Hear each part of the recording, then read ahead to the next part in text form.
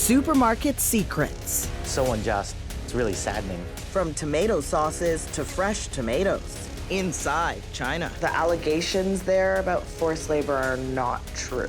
不是真的，不是真的。 The incentive to lie is very high. Your favorite brands, Canada's biggest grocers. That's terrible. That's horrible. What are we really buying into? You can't afford to miss your marketplace. We're going across multiple continents to some remote, dangerous parts of the world. In China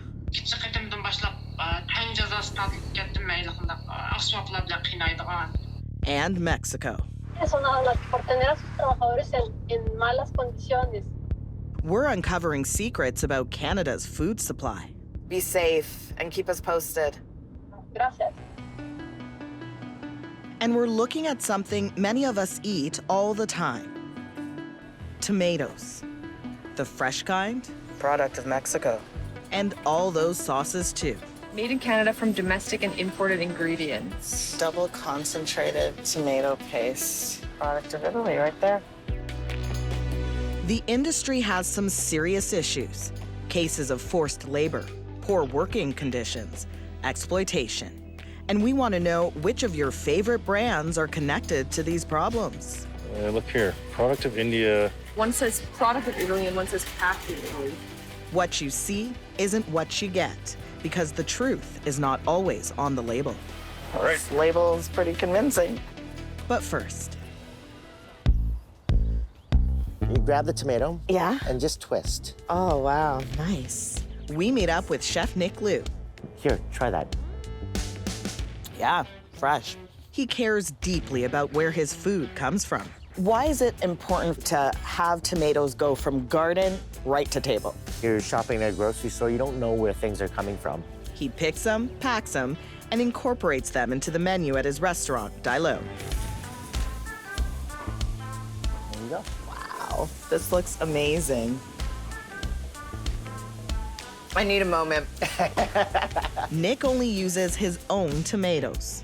As a consumer, it's really hard to know, like what you're buying, when it comes to like produce and how the workers are treated. You may not know China happens to be one of the world's biggest producers of tomato paste. But here's what's troubling about that industry. We find state media reports showing the transfer of Uyghur Muslims and other ethnic minorities in the remote region of Xinjiang. Thousands allegedly work in tomato fields and in factories against their will, even though the Chinese government says it's all voluntary. How prevalent is forced labor in China's tomato trade? The prevalence is indeed industry-wide. The risk of forced labor is endemic and systemic. Scholar Adrian Zenz has come under fire for his research on China. He says he's being targeted by the Chinese government. Are you worried about your personal risk? I have to be reasonably worried, and we have had to take basic precautions. These documents were taken by some of the media partners and shown to a man named Adrian Zenz. Adrian Zenz uncovered a government report. Adrian Zenz, the senior fellow in China Studies. Adrian has helped expose how Uyghurs are taken from their homes to work in China's tomato fields. Beijing set up an unprecedented police state. What's known as labor transfers. Tomatoes from Xinjiang are inexpensive, and one of the reasons for that is cheap labor. And those who refuse to work could be sent to internment camps like this. Listen to what one camp survivor told the U.S. Foreign Affairs Committee. I was tortured with an electric stick. Many young women were crying, screaming when they were told they would be sterilized. I am asking governments around the world to wake up. The Chinese government is really trying to break the back of the Uyghur people. They're considered to be extremist. The end game is to try to optimize the Uyghur population by reducing their population growth, to really significantly alter their ethnic makeup and their religious situation. It's why the U.S. government decided to ban tomato and cotton imports from the Xinjiang region earlier this year. I fully believe that other countries, including Canada, should follow suit and do the same. The whole truth is hard to get at because so few people have escaped Xinjiang. But we find someone who wants to share his story. We managed to interview a man who escaped with his family. Jeez, he did. He did. Holy smokes. We played part of that interview for Adrian and Nick. If they're not in internment camps, my family is picking tomatoes.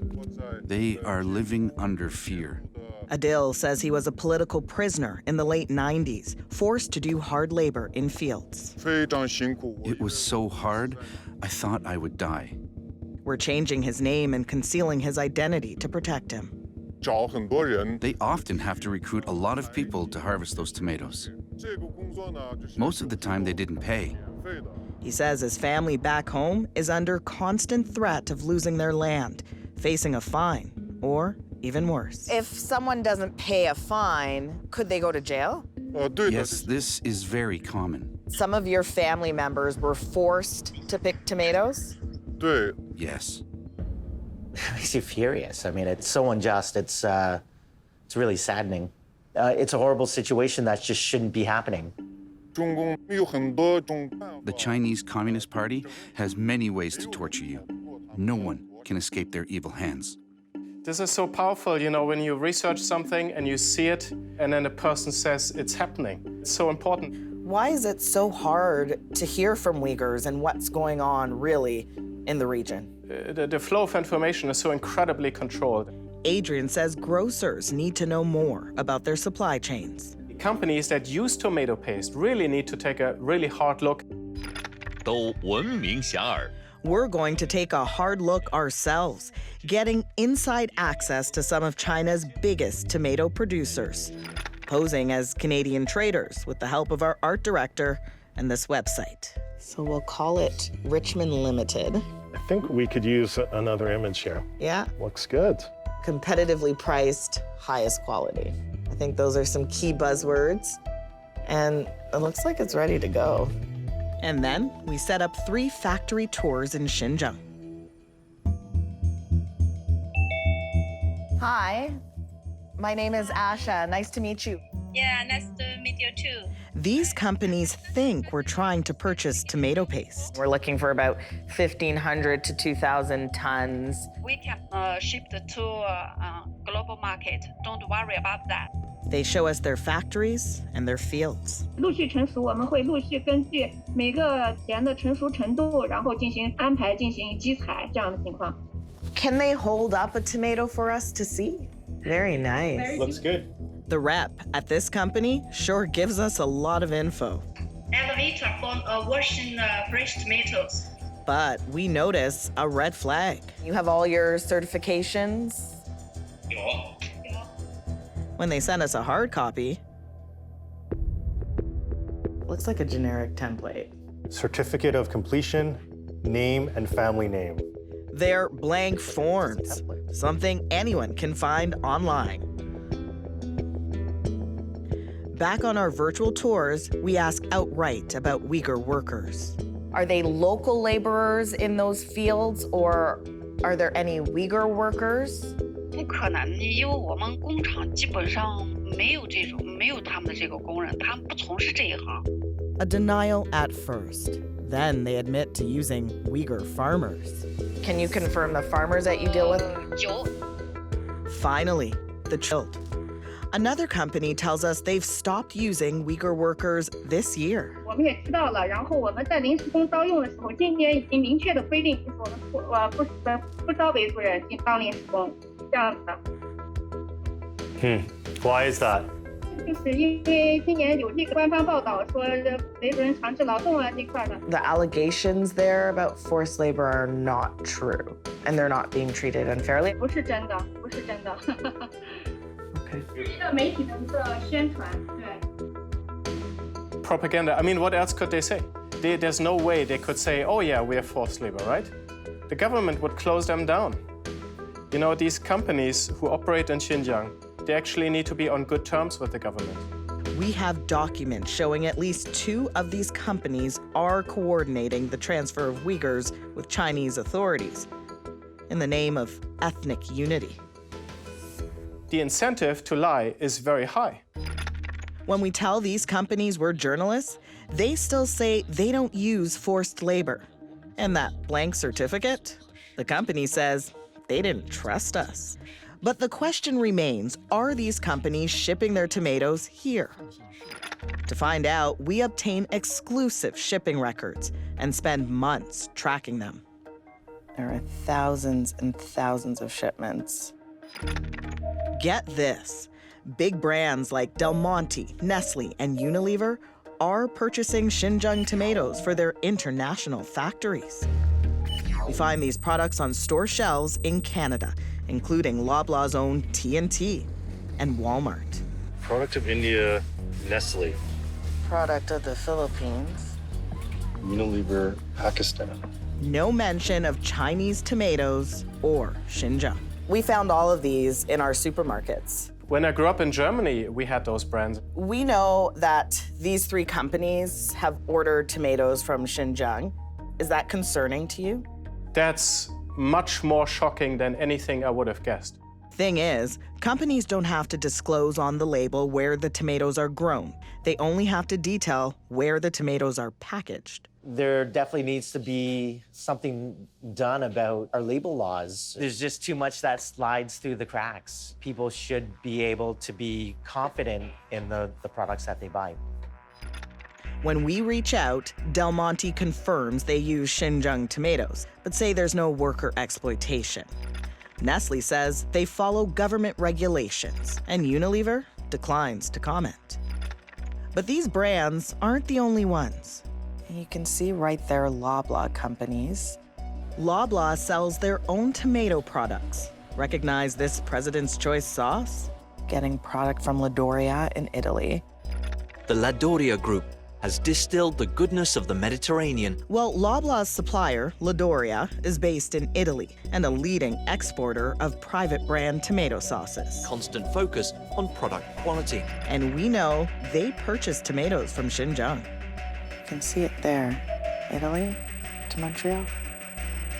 Ladoria tells us they use Xinjiang tomatoes, just not for Loblaw in Canada. Do you think that Loblaw should be working with a processor that admits to using tomatoes from Xinjiang? Absolutely not. Why? For ethical reasons. There's other producers that they could work with, right, that care about their products and what goes into them. If you're telling them these things and still work with these companies, I think, PC is something that you need to avoid.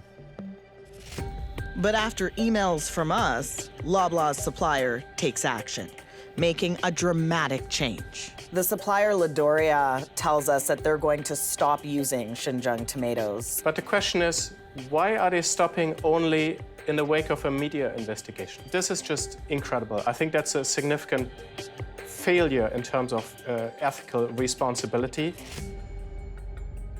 As our search for answers continues, we find another connection to a major grocery store, Whole Foods.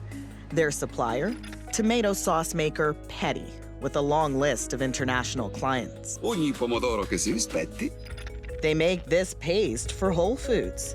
And we have shipping records that show they import a lot of their tomatoes from Xinjiang. This is not acceptable that they would use a Western supplier that uses Xinjiang tomatoes anywhere in their processing. But Petty says it's not in the Whole Foods paste. It only uses Xinjiang tomatoes for their African markets. Is that a problem?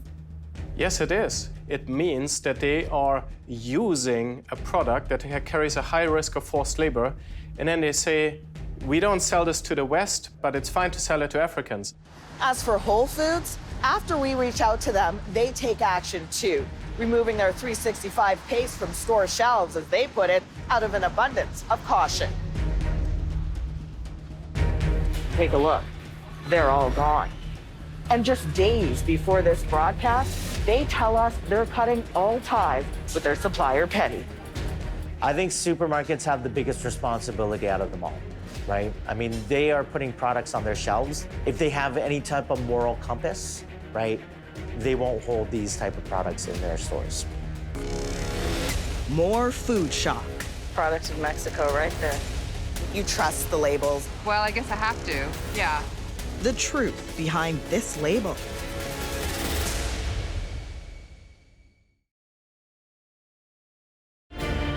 This is your marketplace. Whole Foods, Loblaw, Nestle, all use tomato sauce suppliers linked to forced labor in China. It's a significant failure in terms of ethical responsibility. It's not just sauces. We're also investigating fresh tomatoes. How often do you guys shop for tomatoes? Weekly. Like twice a week? Did you buy any tomatoes today? I did. Do you ever look at the country of origin? I don't normally pay attention to it. I'm looking for the best tomatoes. I think where they come from is a secondary concern. But if you take a closer look, you'll notice many of the labels say, Product of Mexico right there. we import millions of dollars worth every year. You trust the labels. Well, I guess I have to, yeah. Do you think about working conditions when it comes to the tomatoes you pick up? To be honest, not often. That might change after you watch this. Hi, Zoraida. We're teaming up with journalist Zoraida Gallegos to find out how workers are treated at a major Mexican company. It's in a small town in the state of Sinaloa. En México, cualquier sitio se puede volver inseguro de un momento a otro. A region dominated by one of the most violent drug cartels. The Sinaloa drug cartel seemed to make it abundantly clear who was really in charge in the region. How poor is that part of the country? Más de la mitad de sus pobladores viven en pobreza. Ceuta Produce is one of the town's main employers. Always holding an ever-growing respect for our human resources and the environment. Zoraida says that's far from the truth. Ceuta has a history of infractions for dangerous working conditions. So do these tomatoes end up in our country? We call their customer service line to find out. We sell a little bit directly to Sobeys. If you're shopping at a Walmart, you're seeing that through one of our third-party partners. They confirm Ceuta supplies tomatoes to Canada. When Zoraida arrives in town, she wants us to meet a field worker willing to speak out. Es una madre soltera, no se les brinda en el caso de las personas que tienen contacto con plaguicidas, no se les brinda el equipo adecuado. Eso nada más que por tener a sus trabajadores en malas condiciones. Zoraida tries to contact her.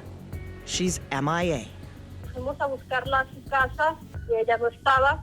Gente le ha de haber dicho que era riesgoso. A few hours later, we find a former Ceuta worker who wants to talk. We meet Alejandro at his home. We're concealing his identity because he's scared of retribution. He worked at the company for decades, picking tomatoes. The whole day, we had to collect 50 to 55 bucket loads. When it gets really sunny, we're out in the heat. Cutting tomatoes all day, that's tough. That's difficult. When you lived on site, were there bed bugs and rats? It's happened. And just listen to employees who speak to us off camera. They say the company is failing to protect them from pesticides.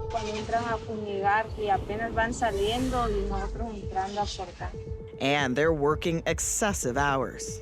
Trabajar tantas horas de 9 hasta las 12 de la noche son exigentes. They actually don't have any other option often than to work for those companies. Amelie Nguyen's NGO focuses on workers' rights. She's done a deep dive into global food supply chains. The workers are just unseen, uncared for, are not considered with the same dignity, almost less dignity than the fruits. They're seen as machines. It's like shanty towns. It's like shanty, yeah. That's terrible. That's horrible. We're making salads like it's nothing. They're living in that condition. It's heartbreaking, right? Straight to the top for some answers. I just want to know why is that? I'm sure you'll know that Canadians will be quite... She hung up on me. Do you have a story you want us to investigate? Write to us, marketplace@cbc.ca.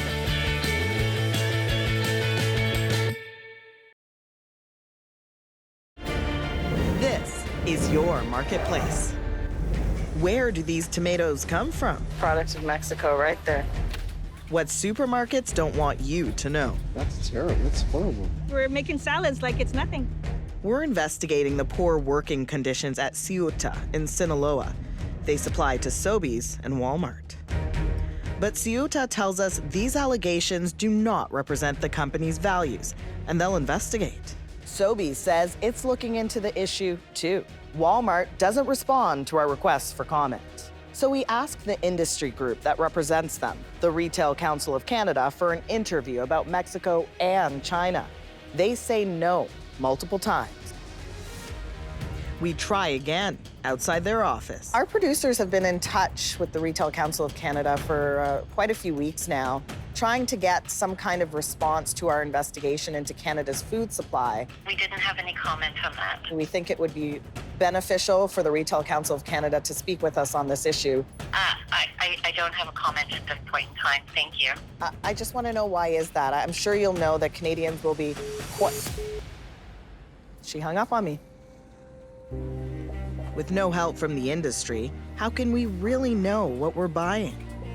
It's actually great that you took the time as journalists to investigate this issue, but it shouldn't be your responsibility. It should be the responsibility of the supermarkets who make the more profits from the sales of those products. Is this going to change the way you shop for tomatoes? I think that there should be a list of ethical producers, and we as consumers should flex our muscles and support those producers.